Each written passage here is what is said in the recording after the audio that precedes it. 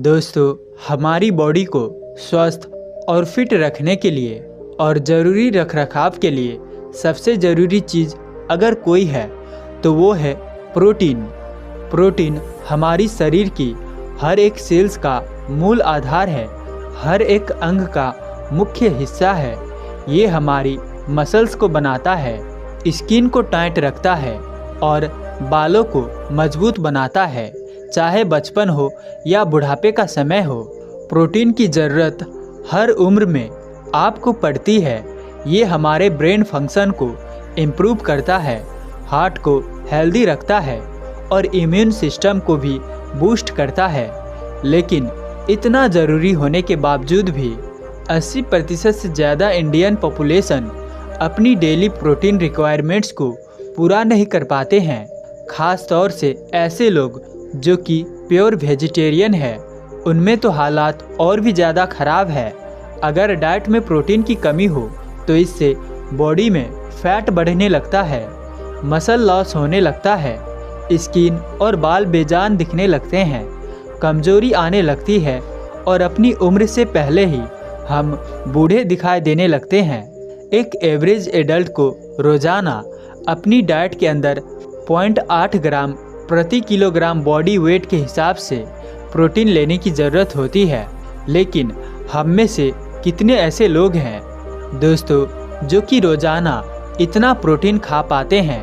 Protein दोस्तों सिर्फ body builders के लिए ही नहीं होता, हम में से हर किसी के लिए हर रोज़ प्रॉपर अमाउंट में प्रोटीन लेना बहुत ही ज़रूरी है, क्योंकि ये आपको स्ट्रांग बनाता है, आपकी बॉडी को हील करता है और आपको हेल्दी लाइफ जीने में मदद करता है।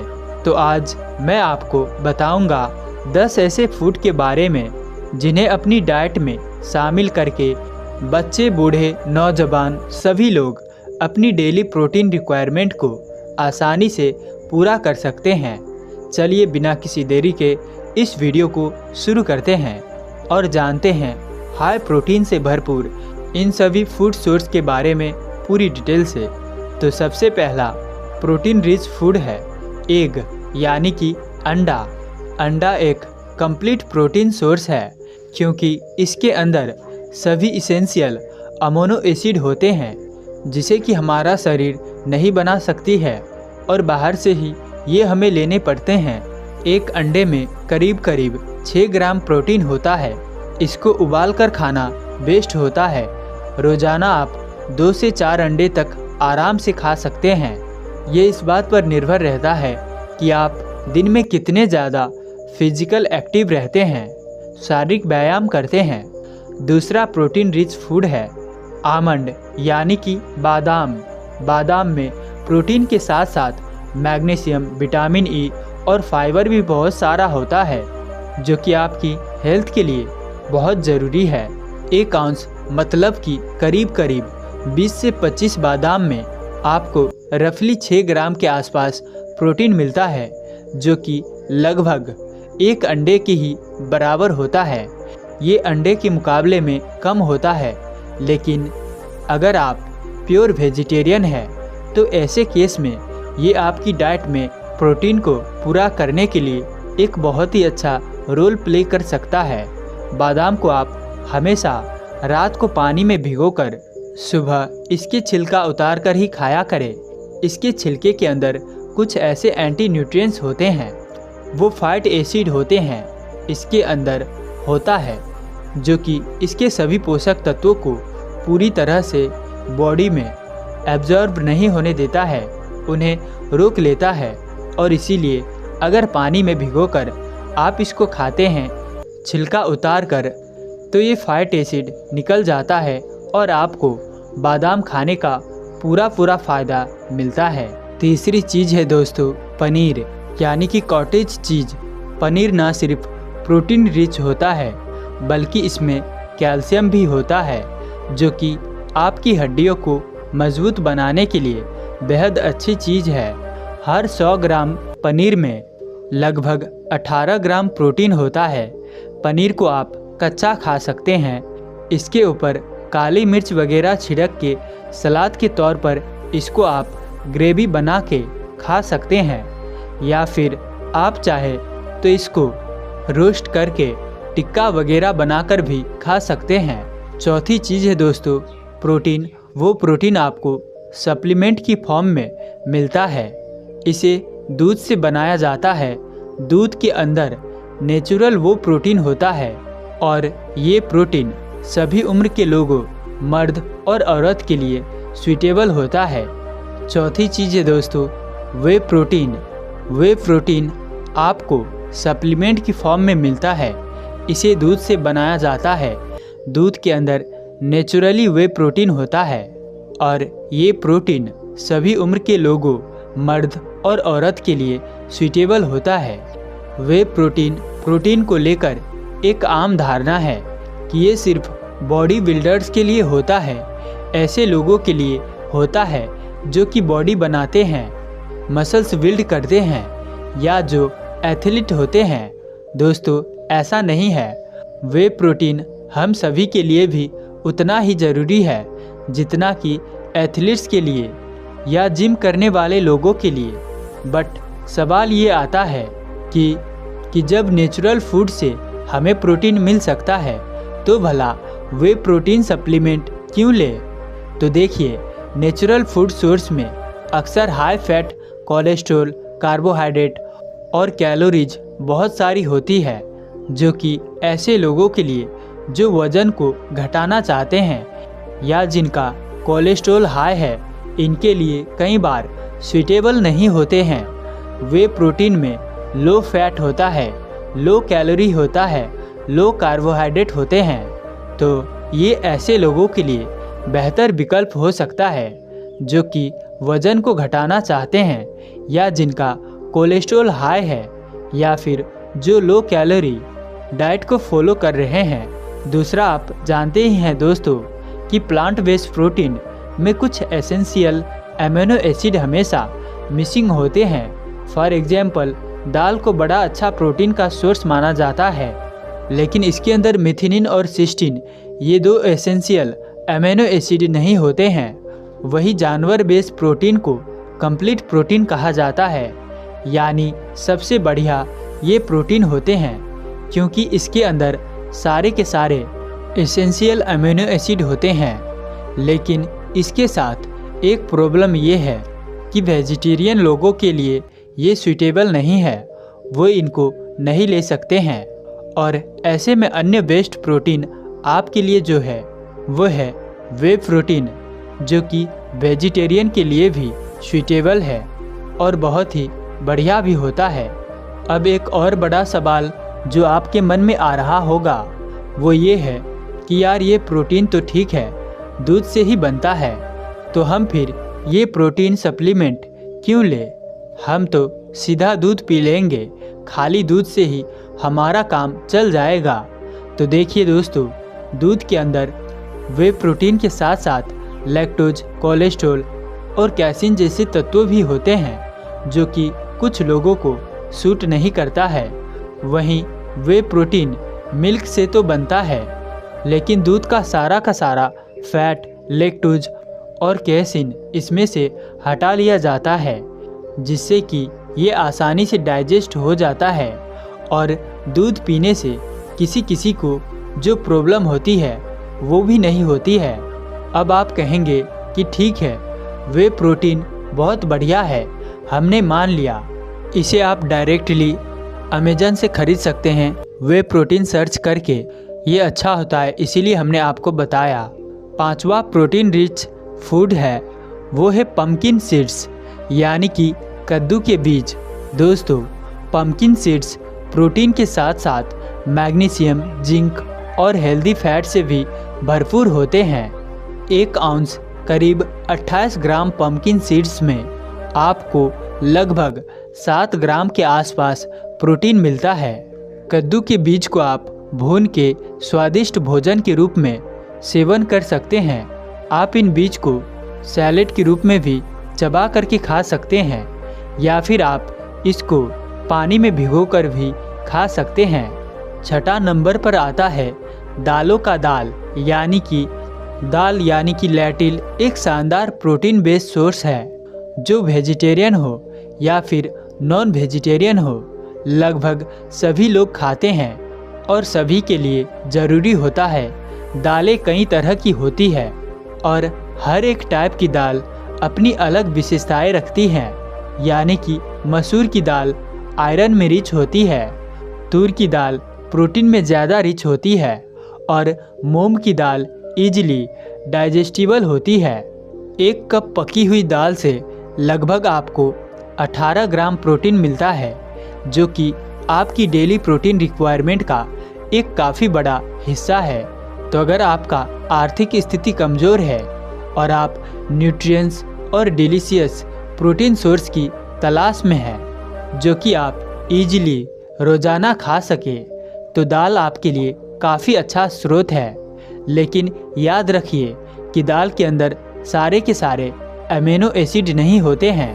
कुछ एक आध दो अमीनो एसिड कम होते हैं, लेकिन फिर भी अगर आप वेजिटेरियन हैं तो दाल आपके लिए एक काफ़ी अच्छा छनोट होगा जिसको आप प्रयोग कर सकते हैं। सातवीं फूड आइटम है चिकन। दोस्तों, चिकन प्रोटीन का एक बहुत ही बढ़िया स्रोत है जो कि आपकी मसल्स को बिल्ड करने और बॉडी को हेल्दी रखने में मदद करता है। चिकन में फैट कम होता है और प्रोटीन इसके अंदर ज़्यादा होता है, जो कि इस वेट मैनेजमेंट में और मसल बिल्डिंग दोनों ही चीज़ों के लिए एक आइडियल चुनाव बना देता है। चिकन दो तरह का होता है। एक फार्म वाला चिकन होता है जो कि आमतौर पे हमें मार्केट में मिलता है, और एक देसी चिकन होता है जो कि गांव देहात में लोग घरों में पालते हैं। फार्म चिकन आमतौर पे वाइट होता है और घर वाला जो देसी चिकन होता है वो ज़्यादातर कलरफुल होता है। फार्म चिकन रिस्ट्रिक्टेड एनवायरनमेंट में पलता बढ़ता है और इसको खाने के लिए सिर्फ दाना ही दिया जाता है। वहीं घर पालुआ जो होता है, जो देसी चिकन है, ये कीड़े मकोड़े भी खाते हैं और दूसरी नेचुरल फूड और घर की सब्जियां वगैरह भी खा लेता है और स्वतंत्र रूप से इधर उधर मूव कर सकता है, भागता दौड़ता रहता है। इसीलिए इसके अंदर प्रोटीन कंटेंट की मात्रा चिकन फार्म के मुकाबले में कहीं ज़्यादा होता है और ज़्यादा क्वालिटी का होता है। और सबसे अच्छी बात ये है कि इसके अंदर कोई पेस्टिसाइड, हार्मोन्स या केमिकल वगैरह भी नहीं डाले जाते हैं, जो कि आमतौर पर फार्म चिकन के अंदर मिलते हैं। इसीलिए अगर पॉसिबल हो तो देसी चिकन को खाया कीजिए, लेकिन अगर देसी चिकन नहीं मिल पा रहा है तो आप फार्म चिकन को भी खा सकते हैं। एक एवरेज चिकन वेस्ट में लगभग 26 ग्राम प्रोटीन होता है, जो कि काफ़ी ज़्यादा हाई है और आपकी डेली रिक्वायरमेंट का एक बड़ा हिस्सा पूरा कर देता है। 8वें नंबर आता है दोस्तों मूंगफली, यानी कि पीनट्स। मूंगफली एक fantastic plant based protein source है। इसमें प्रोटीन के साथ साथ हेल्दी फैट्स, विटामिन और मिनरल्स सभी होते हैं। 1 आउंस पीनट्स यानी कि लगभग 28 ग्राम मूंगफली के अंदर लगभग 7 ग्राम प्रोटीन होता है। तो अगर आप एक बजट फ्रेंडली और न्यूट्रिशियस प्रोटीन सोर्स को ढूंढना चाहते हैं तो मूंगफली भी आपके लिए एक बढ़िया ऑप्शन है जिसको आप खा सकते हैं। नेक्स्ट आइटम है दोस्तों मछली, यानी कि फिश। मछली ना सिर्फ प्रोटीन से भरपूर होती है बल्कि इसमें ओमेगा 3 फैटी एसिड भी होते हैं, जो कि आपके हार्ट के और आपके ब्रेन को हेल्दी रखने के लिए बहुत ही फ़ायदेमंद चीज़ है। एक एवरेज मछली में लगभग 20 से 25 ग्राम प्रोटीन होता है। तो दोस्तों अगर आप नॉन वेजिटेरियन हैं तो हफ्ते में 1 से 2 बार फिश को खा सकते हैं। मछली को खाने से आपको अच्छी खासी मात्रा में प्रोटीन की प्राप्ति हो सकता है। लास्ट में खाद्य पदार्थ आता है दोस्तों, वो है सोयाबीन।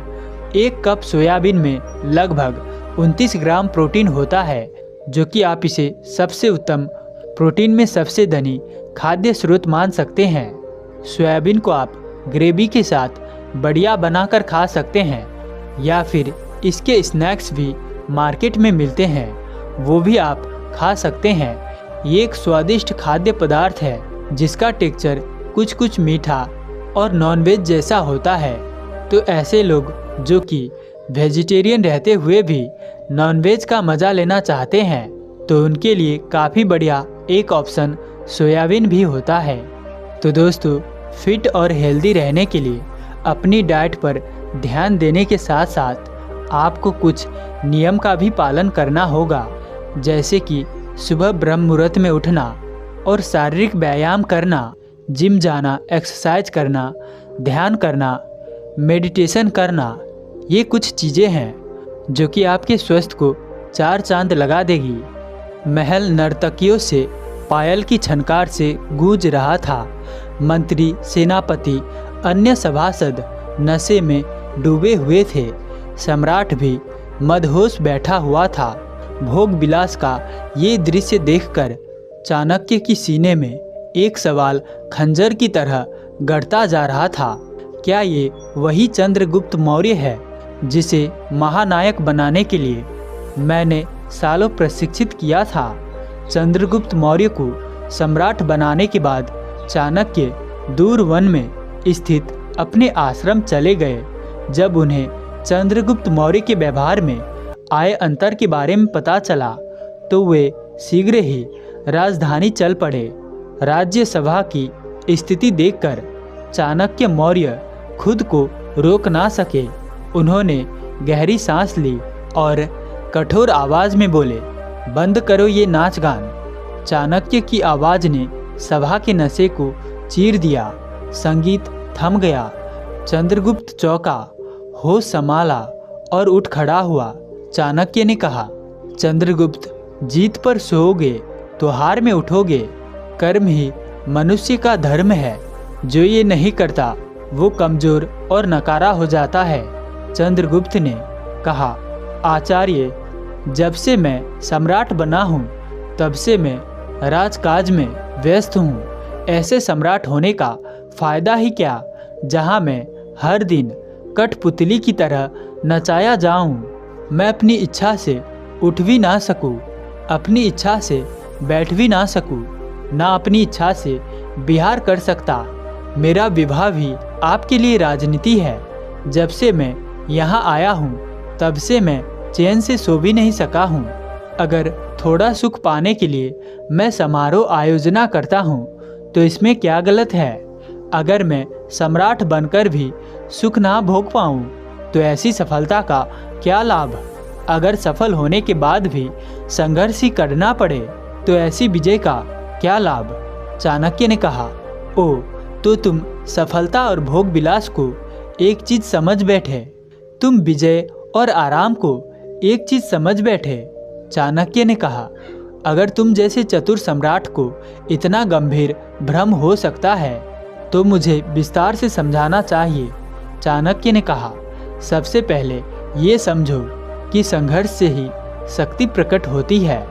अगर विषय सरल बना दिया जाए तो विद्यार्थी का दिमाग कभी तेज नहीं हो पाएगा। अगर कभी आपत्ति ना आए तो सिपाही में साहस नहीं जागेगा। उसी तरह अगर जीवन में संघर्ष ना हो तो कभी आंतरिक शक्ति नहीं जागती। चाणक्य ने कहा, इसीलिए सफलता का मतलब संघर्ष का खत्म हो जाना नहीं होता है, बल्कि सफलता का मतलब है कि चुनौतियों से, संघर्ष से खुद को बेहतर करते जाना और शक्तिशाली होते जाना। इसीलिए संघर्ष का मतलब दुख नहीं बल्कि आत्मा का प्रगति होता है। चाणक्य के शब्द चंद्रगुप्त के हृदय को भेद रहे थे। चंद्रगुप्त ने कुछ पूछा, गुरुवर, मुझे क्षमा कीजिए, पर मुझे बताइए कि इस मन को सुख कैसे मिलेगा, इस मन को चैन कैसे मिलेगा? चाणक्य ने कहा, राजन, अगर तुम्हारी प्रजा भूखी है तो क्या तुम कभी चैन की नींद सो पाओगे? मैं असमर्थ सम्राट हूँ, ये बात तुम्हें हमेशा कचोटती रहेगी। मन को कभी चैन नहीं मिलेगा। तुम चाहे खुद को नाच गाने से जितना डिस्ट्रैक्ट कर लो। चाणक्य ने कहा, हे राजन, इसीलिए पूरी निष्ठा से कर्तव्य पालन करो, प्रजा की सेवा में जुट जाओ। अपना कर्तव्य पूरा करने के लिए दिन रात संघर्ष करो। इस संघर्ष से तुम्हारी आत्मशक्ति जागृत होगी। आत्मशक्ति से ही तुम मन को साध पाओगे। मन को संयमित करने पर तुम्हें गहरे आनंद का अनुभव होगा, जो इस तुच्छ शारीरिक सुख से गहरा है। और फिर तुम जानोगे कि जिस संघर्ष को कष्ट समझ रहा था वो तो उन्नति की सीढ़ी है, आत्मा को प्रबल बनाने का रास्ता है। इसीलिए हे राजन, सफलता का असली मतलब सुख नहीं बल्कि कर्तव्य पालन और निष्ठा है। चाणक्य चुप हुए। चंद्रगुप्त के हृदय में नई जागृति का कंपन हुआ। संदेह खत्म हुआ तो चंद्रगुप्त की आंखों से पर्दा हट गया। इसके बाद चंद्रगुप्त पूरी निष्ठा से राज्य पर शासन करने लगा। उनके अंदर चाणक्य की सीख इतनी गहरी बसी थी कि जीवन के अंतिम 40 दिनों में चंद्रगुप्त ने अन्न का एक दाना नहीं खाया, क्योंकि उस समय चंद्रगुप्त के राज्य में भीषण अकाल के कारण लोगों के पास अन्न नहीं था। दोस्तों, हम लोगों को आजकल लगता है कि सफलता यानी बस किसी तरह पैसा कमाना है या फिर जिंदगी में आराम है तो फिर महंगी गाड़ी में बैठना है, महंगे कपड़े पहनना है। इस झूठ से नौजवानों का बहुत नुकसान हो रहा है, क्योंकि अगर आप सफलता को आराम मान बैठे तो आपको कभी मेहनत करने का मन ही नहीं करेगा, क्योंकि सफलता तो केवल नाम है। अंदर ही अंदर चाहते तो तुम आराम हो और मन इस आराम के लक्ष्य को अपना लेता है, जिस कारण आपको कुछ करने का मन नहीं करता। फिर सफलता का क्या अर्थ है? स्वामी विवेकानंद कहते हैं कि इंसान की यात्रा मूलाधार से सहस्त्रार या शरीर से प्रकाश की है। मूलाधार यानी कि शरीर, लिमिटेशन, अज्ञान, और सहस्त्रार यानी कि चेतना, प्रकाश, कॉन्शियसनेस। स्वामी विवेकानंद जी कर्म योग में कहते हैं, कभी संघर्ष से भागो मत, क्योंकि आत्मा को ऊपर उठाने के लिए, प्रबल बनाने के लिए लगातार संघर्ष चाहिए। इसीलिए स्वामी विवेकानंद जी कहते हैं, ये संसार और इसमें संघर्ष इसलिए है ताकि आप डर और कमजोरी को छोड़कर डटकर मुसीबतों का सामना करें। और ऊपर उठ चुके अब इस संघर्ष के लिए आपको युद्ध पर जाने की ज़रूरत है। और ऊपर उठे अब इस संघर्ष के लिए आपको युद्ध पर जाने की ज़रूरत नहीं है। बस अपने कर्तव्य का पूरी ईमानदारी से पालन करो। हम क्या कर सकते हैं? देखो, अगले 2 साल में आपको क्या गोल अचीव करना है और उससे आपके जीवन में क्या प्रभाव पड़ेगा, आपके परिवार पर क्या प्रभाव पड़ेगा। जो भी 2 साल का आपका गोल बनेगा, इस समय वो आपका पर्पज है, लक्ष्य है। जब आप इस उद्देश्य का, इस लक्ष्य का पीछा करते हो, मन लगाकर काम करते हो, तो लोअर माइंड बार बार कन्फ्यूजन पैदा करता है, आपको बार बार आलस्य और तमस की ओर ले जाता है और आपको बार बार डर, संदेह, डिस्ट्रैक्शन और नफरत छोड़कर उच्च कर्म करना है। यही संघर्ष है। इसीलिए स्वामी विवेकानंद जी कहते हैं, संघर्ष ही मेरा सिद्धांत है। स्वामी विवेकानंद जी कहते हैं, इस बात को ऐसे समझो, आपके अंदर हायर माइंड और लोअर माइंड में आपके ऊपर कंट्रोल पाने के लिए लगातार खींचातान, अनकॉन्शियस स्ट्रगल चलती रहती है। यही संघर्ष है। स्वामी विवेकानंद जी कहते हैं, अपने जीवन में तरक्की पाने के लिए इस नियम को समझ लो कि उसी इंसान को बड़ी जिम्मेदारी मिलती है, उसी इंसान को बड़ा रोल मिलता है जो अभी अपना रोल बहुत अच्छे से निभाता है। ये दुनिया का अडिग नियम है, यानी कि आपकी सफलता संघर्ष पर ही टिकी हुई है। इसीलिए सफलता का मतलब संघर्ष का खत्म हो जाना नहीं है, नहीं तो आपकी प्रोग्रेस खत्म हो जाएगी, बल्कि संघर्ष का सामना करते हुए समझदार, निडर और शक्तिशाली बनते जाना मन को जीतना ही सफलता है। इसीलिए काबिलियत पर ध्यान दो। कई लोग शिकायत करते हैं, मेरे जीवन में बहुत कठिनाइयाँ हैं। इसकी जगह बोलो, क्या मैं इस संघर्ष को हैंडल करने के लिए काबिल हूँ? जवाब आएगा अभी नहीं, तो फिर खुद से पूछो, क्या कोई इससे छोटी परेशानी है जिसे मैं हैंडल करने के काबिल हूँ? जवाब आएगा हाँ, मैं इस प्रॉब्लम को सॉल्व कर सकता हूँ। अब उस सवाल का सामना करो। जैसे बड़ी परेशानी, आपको नहीं पता कि भविष्य में क्या होगा, मेरी जॉब कहाँ लगेगी, कहाँ प्लेसमेंट होगा। फिर आप पूछोगे, मैं क्या कंट्रोल कर सकता हूँ? जवाब आएगा, मैं अपना खाना पीना, समय पर उठना, समय पर सोना, डेली एक्सरसाइज करना, ध्यान करना, ये 5 चीज़ें कंट्रोल कर सकता हूँ। दोस्तों, इन 5 चीज़ों पर महारत हासिल करो। जब आप ऐसा करने की कोशिश करोगे तो मन कहेगा, इन बातों में क्या रखा है? देर तक जागो, रात में मूवी देखो, भविष्य की चिंता करो, थोड़ा टेंशन लो, लेकिन जो आपके हाथ में है वो आपको बिना विचलित हुए करना है। यही संघर्ष है। कैसे करते हैं संघर्ष? स्वामी विवेकानंद जी कहते हैं, सीधे सामना करो। केवल तुम्हारा अविश्वास ही तुम्हें आलस्य में फंसाए हुए हैं। जब तुम चुनौती का सामना करने का दृढ़ निश्चय करोगे, उसी समय उस परेशानी को जीतने की शक्ति और साहस अपने आप आ जाते हैं। जब एक चुनौती जीतो तो आगे बढ़ो। इसी प्रकार सीढ़ी दर सीढ़ी मन को जीतते जाना है। दोस्तों, आपको ये जानकारी कैसी लगी कमेंट कर ज़रूर बताएं और साथ ही वीडियो को लाइक और चैनल को सब्सक्राइब कर देना। अंत तक हमारे साथ बने रहने के लिए आप सभी का दिल से बहुत बहुत धन्यवाद करता हूँ।